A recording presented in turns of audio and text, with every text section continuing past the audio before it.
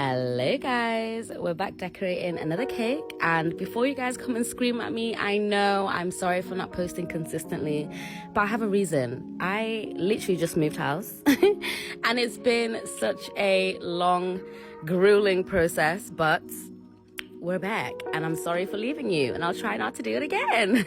I still have quite a few videos I need to post from my old kitchen, but when you eventually do see a new background, don't be alarmed. It's still me. It's me, baby. It's me.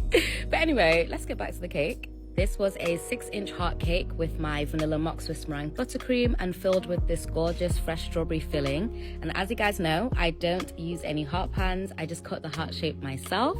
And if you want to do that too, I do have a tutorial posted in my tutorials playlist on how to cut a heart cake from a round pan. Next, I applied a thin layer of buttercream, which is called the crumb coat, to trap in all of those crumbs. Let it chill in the fridge for like 15 minutes, and now it's time for the final coat.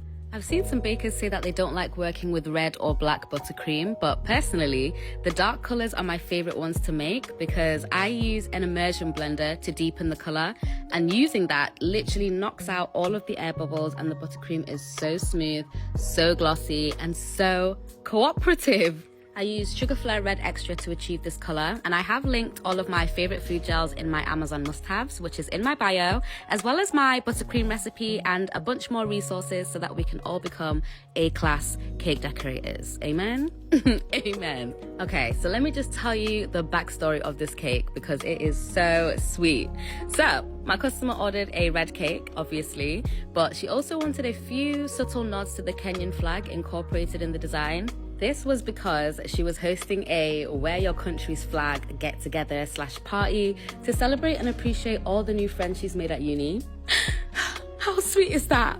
She requested I write, "I'm so grateful for my UK family," and I did it in red, but I do later go over that in the Kenyan flag colors, you know, just to tie it all together. But yeah, she told me she hosts these kinds of gatherings at least once a month, and I just think that's so beautiful. Like, moving to a whole new country and still making the effort to build friendships and community like that. It's just really inspired me as well, especially as I'm starting this new chapter of living in my new space, away from home, moving house.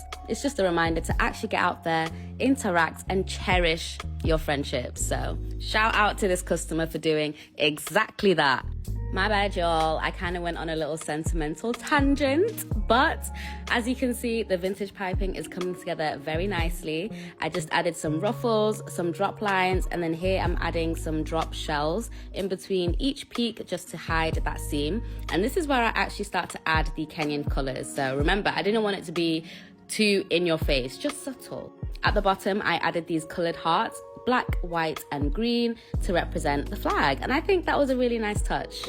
I then used those same colors for the writing on top, and this is why I like writing in the base color first, because if I make any mistakes, it's a lot easier to wipe off and go again. As a final touch, I piped on these cute little swirls for the cherries to sit on, and I did use fake cherries because my customer was traveling all the way from Nottingham, and maraschino cherries can slide off because of the moisture, so this was just to ensure that it arrived perfectly. Spoiler alert, it did. But here is a final spin of the cake. Honestly, I'm obsessed with how this cake came out. The bright red, the message behind the cake, the pops of color. I love it. When she came to collect, we were just chopping it up, and that's when I got to know her. Like, she's honestly so lovely. She was obsessed with the cake, and she sent me a video as soon as she got back. She literally said this cake was devoured, like no leftovers, and that's what I love to hear. As always, let me know what you guys think, and I'll see you in the next one. Bye, cuties!